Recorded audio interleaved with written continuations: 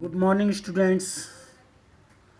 आज नया चैप्टर विद्युत चालन प्रारंभ करते हैं। इसका पहला टॉपिक है विद्युत धारा। जैसा कि आपने पूर्व में भी पढ़ा है कि किसी चालक में आवेश प्रवाह की दर को विद्युत धारा कहते हैं। आवेश के बहने की दर को विद्युत धारा कहते हैं। इसे आई से दिखाते हैं। तो विद्युत धारा बराबर आवेश बटे समय। इसका मात्रक कूलम प्रति सेकंड होता है और दूसरा इसका मात्रक होता है एम्पियर। विद्युत धारा एक अदिश राशि है। इसका कारण यह है कि यह सदिश योग के नियमों का पालन नहीं करती है। विद्युत धारा ऐसा लगता है जैसे इसकी एक दिशा होती है, लेकिन वो दिशा आवेश की दिशा होती है और आवेश एक अदिश राशि है, इसलिए भी विद्युत धारा एक अदिश राशि है। दूसरा टॉपिक इसमें आता है धारा घनत्व, जिसको इंग्लिश में करंट डेंसिटी बोलते हैं। तो किसी भी चालक में किसी बिंदु पर धारा घनत्व उस बिंदु के चारों ओर प्रत्येकांक क्षेत्रफल से अविलंबवत गुजरने वाली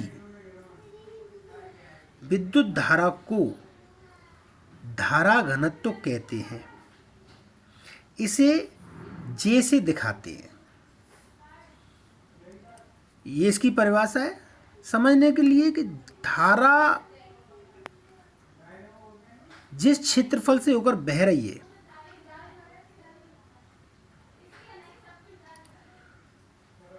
जिस बिंदु से होकर जा रही है, उस बिंदु के चारों ओर के प्रत्येकांक क्षेत्रफल है लंबवत, उससे जो गुजरने वाली जो विद्युत धारा है उसी को हम धारा घनत्व कहते हैं। तो अविलंबवत इसका जो घटक आता है क्षेत्रफल के, जिस क्षेत्रफल का अगर धारा की दिशा में अगर हम घटक लेंगे तो धारा घनत्व बराबर धारा बटे अविलंबवत क्षेत्रफल धारा की दिशा में, जो कि a cos थीटा होता है। तब यहाँ से I बराबर जे ए कॉस थीटा। तो जे ए कॉस थीटा को स्केलर प्रोडक्ट बोलते हैं। यहाँ पर ये स्केलर प्रोडक्ट है, इसलिए जे डॉट ए, I बराबर जे डॉट ए। इसका मात्रक एम्पियर प्रति मीटर स्क्वायर होता है। इसका विमीय सूत्र L माइनस 2A होता है। अगर इसकी प्रॉपर्टी की बात करें तो धारा घनत्व चालक के अंदर किसी बिंदु का अभिलाक्षणिक गुण है, उसकी कैरेक्टरिस्टिक प्रॉपर्टी है। मतलब चालक के अंदर किसी बिंदु का है, चालक के अंदर किसी बिंदु की प्रॉपर्टी है। यानी अलग अलग बिंदुओं पर धारा घनत्व अलग अलग हो सकता है। अगर चालक के 10 बिंदु लें चालक के अंदर, तो वहां पर धारा घनत्व अलग अलग हो सकता है। लेकिन विद्युत धारा संपूर्ण चालक का गुण है। ये प्रत्येक बिंदु पर एक ही होगी। तो धारा घनत्व इसकी प्रॉपर्टी के हिसाब से तीसरे नंबर में देखते हैं कि धारा घनत्व प्रत्येक बिंदु का अलग अलग हो सकता है। तो धारा घनत्व जब प्रत्येक बिंदु का अलग अलग होगा तब I is equal to J dot D A का सरफेस इंटीग्रल। यह आगे आपको बड़ी क्लासों में पढ़ाया जाएगा डिटेल में, लेकिन यहाँ धारा घनत्व की परिभाषा मात्रक और विमीय सूत्र कोर्स में है, तो हम उतना ही पढ़ा रहे हैं। तीसरा टॉपिक है धातुओं में वैद्युत चालन। धातुओं में विद्युत का प्रवाह होता कैसे है, किस तरीके से बहती है, किसके कारण बहती है, इस पर हम यहाँ डिटेल में चर्चा करेंगे।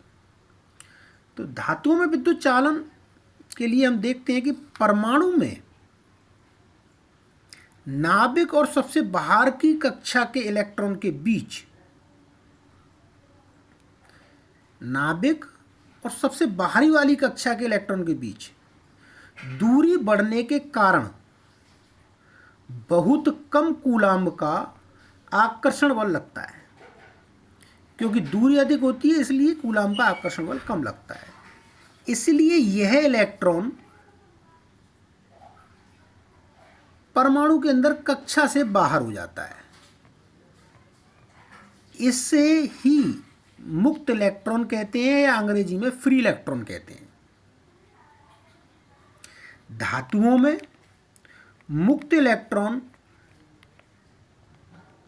10⁻29 प्रति मीटर की होते हैं, यानी कि एकांक आयतन में 10⁻29 फ्री इलेक्ट्रॉन्स होते हैं, यानी कि बहुत ज़्यादा मात्रा में होते हैं।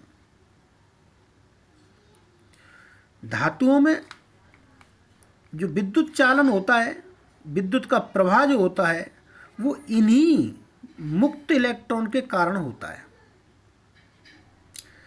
परमाणु से मुक्त इलेक्ट्रॉन के अलग होने के बाद जो बचता है उसे धनायन कहते हैं। तो धातुओं में धनायन केवल कंपन करते हैं, गति नहीं करते हैं। गति केवल फ्री इलेक्ट्रॉन ही करते हैं, अर्थात मुक्त इलेक्ट्रॉन करते हैं। जबकि द्रव और गैस में धन और ऋण दोनों गति करते हैं। कहने का मतलब ये कि द्रव और गैस में विद्युत धारा धन और ऋण दोनों की गति के कारण बहती है। द्रव और गैस में विद्युत धारा का प्रवाह धन और ऋण दोनों कणों के कारण होता है।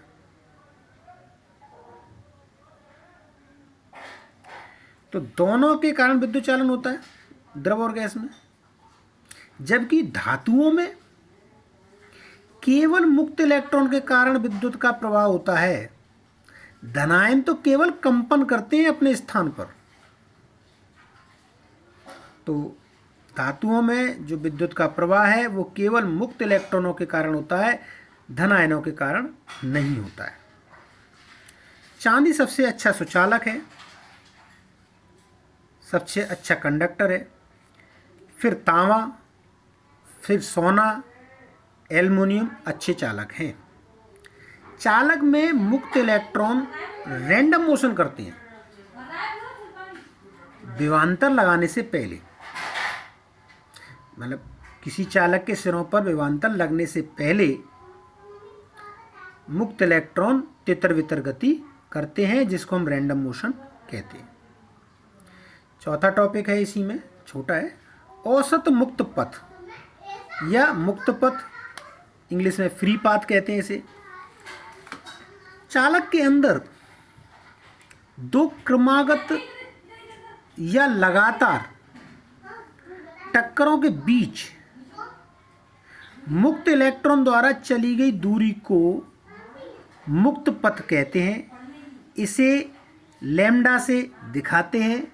यह 10⁻⁻9 मीटर के बराबर होता है, या कह सकते हैं कि लैम्डा बराबर 10⁻⁻9 मीटर। तो मैंने आज के वीडियो में 4 टॉपिक को लिया है, विद्युत धारा, धारा घनत्व और धातुओं में विद्युत चालन, और चौथा मुक्त पथ। तो इसको आप अच्छी तरह से समझिए। मिलते हैं कल के वीडियो में।